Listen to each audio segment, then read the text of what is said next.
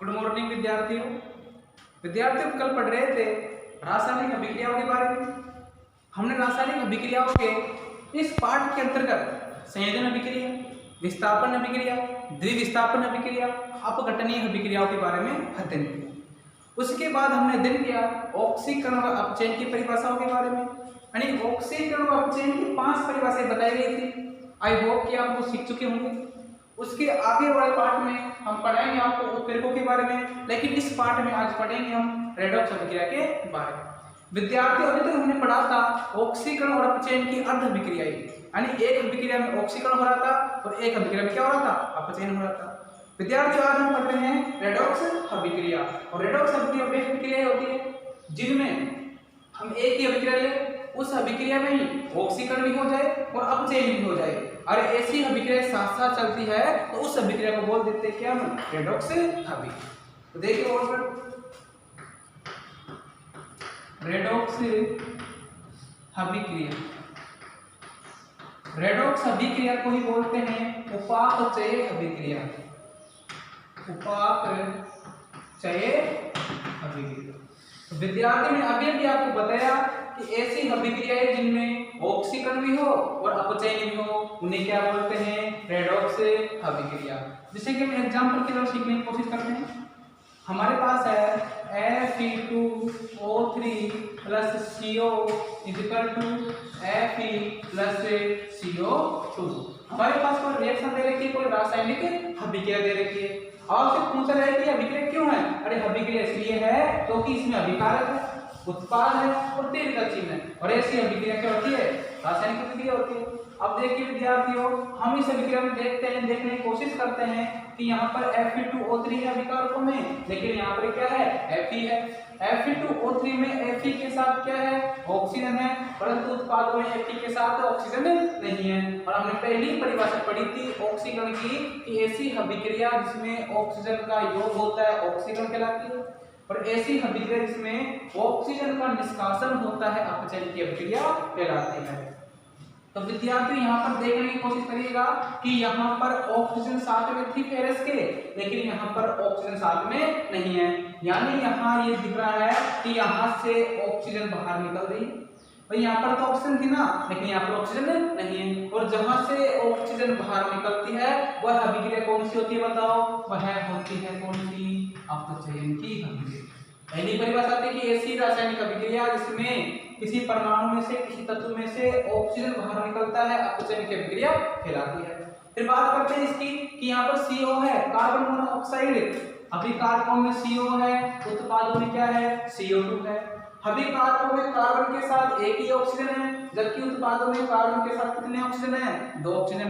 इसका अर्थ ये हुआ कि अभिकारकों में कार्बन के साथ ऑक्सीजन जुड़ रही होगी। बोलो, ऑक्सीजन यहाँ पर जुड़ रही होगी। और आपको ये भी पता है ऑक्सीजन जुड़ती है तो कौन सी अभिक्रिया होती है, ऑक्सीकरण की अभिक्रिया। तो हम लिख सकते हैं कि CO का CO2 में क्या हो रहा है, ऑक्सीकरण हो रहा है। क्या हो रहा है, ऑक्सीकरण हो रहा है। विद्यार्थी आपको दिख रहा होगा इस अभिक्रिया के अंदर एक जगह ऑक्सीकरण हो रहा है, एक जगह अपचयन हो रहा है।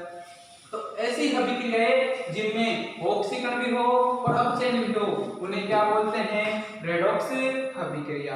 तो परिभाषा सुनिएगा कि ऐसी रासायनिक अभिक्रिया जिसमें एक पदार्थ का अपचयन हो दूसरे का ऑक्सीकरण हो उसे क्या बोलते हैं, रेडॉक्स अभिक्रिया। इसे क्या बोलते हैं, उपापचय अभिक्रिया। हम एक और एग्जांपल की तरफ समझने की कोशिश करते हैं। जैसे कि हम मान लेते हैं CuSO4 + Zn = ZnSO4 + Cu।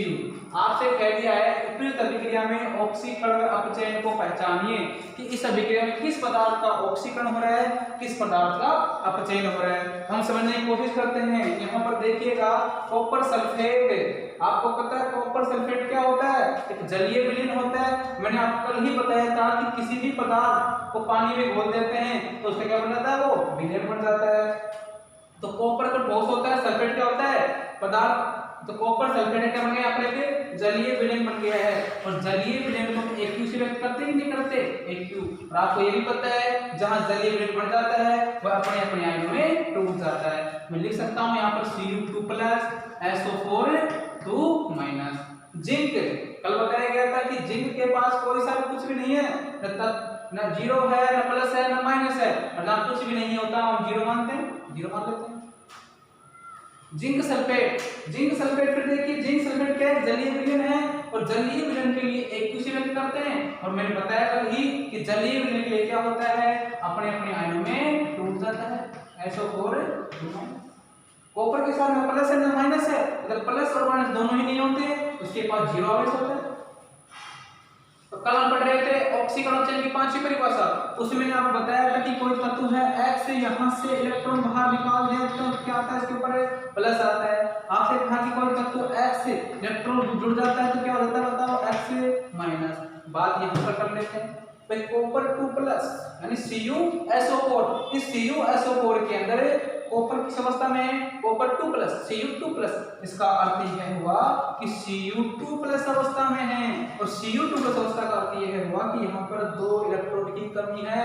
अरे तब जाकर के तो 2+ आए होंगे यहाँ पर, भाई कॉपर 2+ कैसे बना होगा, यह ध्यान दीजिए कॉपर है, यहाँ से 2 इलेक्ट्रॉन बाहर निकालूंगा तभी तो Cu2+ आएगा, यानी इसका अर्थ यह हुआ कि यहाँ पर 2 इलेक्ट्रॉन की कमी है, 2 इलेक्ट्रॉन पहले से बाहर निकले हुए हैं। बात करें जिंक जीरो, भाई यहाँ पर तो जीरो आवेश है, और जीरो आवेश है इसका अर्थ यह हुआ कि यहाँ पर न तो इलेक्ट्रॉन निकल रहा है न इसमें आ रहा है।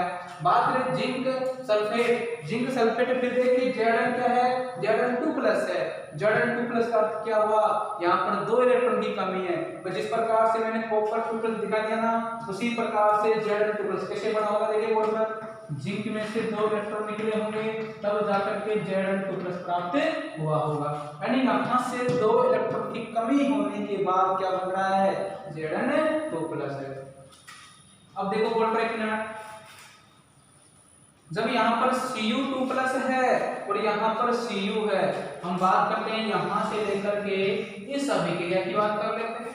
देखो इस अभिक्रिया में क्या हो रहा है, कॉपर 2+ है, कॉपर 2+ से कॉपर 0 में जा रहा है। अब मेरे को एक बता दीजिए कि यहाँ पर 2 इलेक्ट्रॉन की कमी है और यहाँ पर कोई इलेक्ट्रॉन की कमी नहीं है, कब आएगा, जब मैं इस कॉपर 2+ में 2 इलेक्ट्रॉन जोड़ूंगा, बोलो 0 कब आएगा कॉपर के ऊपर, तो यहाँ 2+ है, देखो यहाँ पर कॉपर 2+ है और यहाँ पर कॉपर 0 है, तो 0 अवस्था लाने के लिए क्या करनी पड़ेगी मेरे को, यहाँ पर 2 इलेक्ट्रॉन जोड़ने पड़ेंगे कि नहीं पड़ेंगे, क्योंकि 2 से 2 कट जाएगा और माइनस से माइनस कट जाएगा, तो कॉपर क्या जाएगा 0। यही बोल रहा हूँ, कॉपर 2+ से कॉपर को प्राप्त करने के लिए मैंने क्या किया, 2 इलेक्ट्रॉन यहाँ पर जोड़ दिया। और कल मैंने आपको परिभाषा पढ़ाई थी कि वे रासायनिक अभिक्रिया है जिनमें कोई तत्व परमाणु या आयन में इलेक्ट्रॉन जुड़ते हैं, अपचयन की अभिक्रिया कहलाती है। तो बोलो इसका क्या हो गया, अपचयन हो गया। क्या हो गया, अपचयन। कॉपर सल्फेट का कॉपर में क्या हो गया है, अपचयन हो गया है। बात करें किसकी, जिंक सल्फेट में, जिंक सल्फेट में, यहाँ देखिए जिंक के ऊपर 0 आवेश है, लेकिन यहाँ पर जिंक के ऊपर Zn2+ आवेश है।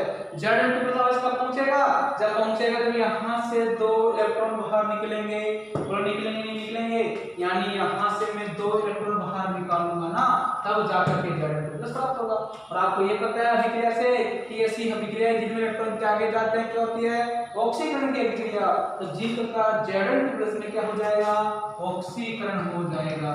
तो आपको इस अभिक्रिया के अंदर ऑक्सीकरण प्राप्त हो रहा है और अपचयन भी मिल रहा है। तो क्या कह देंगे आप कि CuSO4 Zn Cu एक रेडॉक्स अभिक्रिया का उदाहरण है। कौन सी अभिक्रिया का उदाहरण है, रेडॉक्स अभिक्रिया का उदाहरण है। क्यों है, क्योंकि आपको बताया गया था कि ऐसी अभिक्रियाएं जिनमें ऑक्सीकरण और अपचयन दोनों साथ साथ चलती है उन्हें क्या बोल देते हैं, रेडॉक्स अभिक्रियाएं। पहले अभिक्रिया थी Fe2O3 CO Fe CO2, यहाँ पर ऑक्सीजन था लेकिन यहाँ पर ऑक्सीजन नहीं है, यानी ऑक्सीजन निष्कासन हो गया, मतलब अपचयन हो गया। यहाँ पर CO था, यहाँ CO2 हो गया, इसमें ऑक्सीजन जुड़ा है, CO2 बन गया, ऑक्सीजन जुड़ता है तो ऑक्सीकरण अपचयन दोनों हो रही है, तो रेडॉक्स अभिक्रिया का दर है।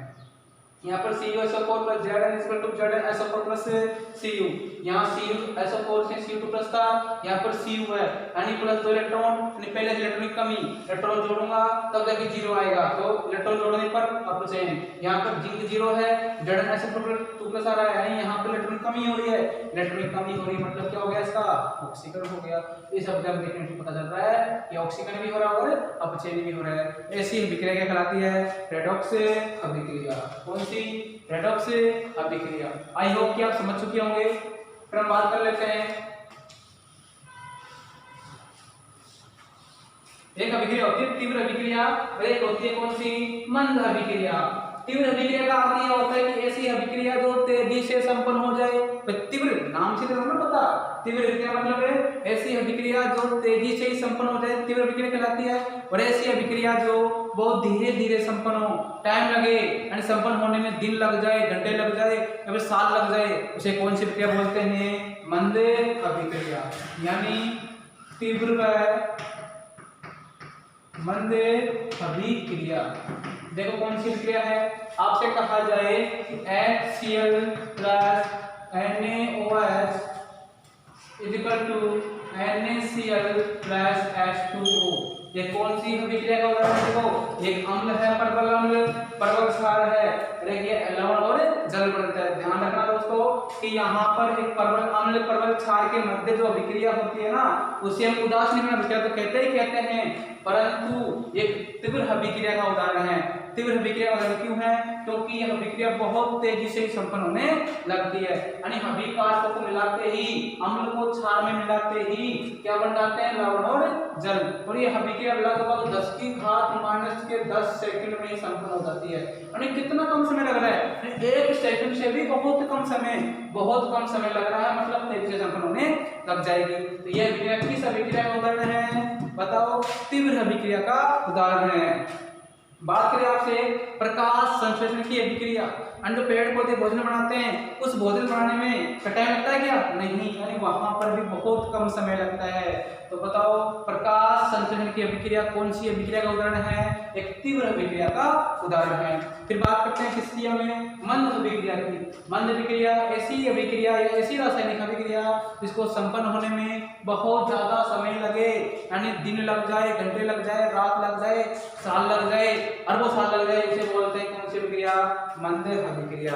जैसे कि लोहे पर जंग लगना, लोहा होता है हमारे पास, उसको बाहर खुले में छोड़ेंगे, जलवाष्प मिलेगी तब जाके जंग लगेगी, यानी लोहे पर जंग एक दिन में नहीं लग सकती। जंग लगने के लिए हमको टाइम चाहिए। जैसे कि हमारे पास क्या है? लोहा है, बाहर खुले में छोड़ना मतलब है ऑक्सीजन मिलेगा, बाहर खुले में छोड़ने पर क्या आएगा? पानी मिलेगा, यानी इससे क्या होगा? बरसात हो सकती है, पानी भी आ जाएगा। अब लोहा हवा के संपर्क में आएगा, जल के संपर्क में आएगा, तो यहाँ से जंग का सूत्र बन जाएगा। क्या बन जाएगा? जंग का सूत्र। और जंग का सूत्र होता है Fe2O3.NH2O। मैंने N क्यों लिखा है? N इसलिए लिखा है क्योंकि यहाँ जल के अणु 1 भी हो सकते हैं, 5 भी हो सकते हैं, 20 भी 100 भी हो सकते हैं, इसलिए N मतलब है नेचुरल नंबर है, प्राकृतिक संख्या है। N की जगह 1 2 5 कितने भी हम लिख सकते हैं। बताओ Fe plus O2 equal to H2O, और यहाँ पर Fe2O3.NH2O। ये कौन सी अभिक्रिया का उदाहरण है? तो मंद अभिक्रिया का उदाहरण है। दोस्तों पढ़ना, और हाँ ये पाठ होने की कगार पर है। अब तक हम रासायनिक अभिक्रिया को पढ़ चुके हैं, इसके बाद उत्प्रेरकों के बारे में अध्ययन करेंगे। और अभी तक अगर आपने मेरा चैनल सब्सक्राइब नहीं किया है तो प्लीज चैनल सब्सक्राइब कर लेना, इससे आपको टाइम टू टाइम वीडियो की अपडेट जारी रहेगी।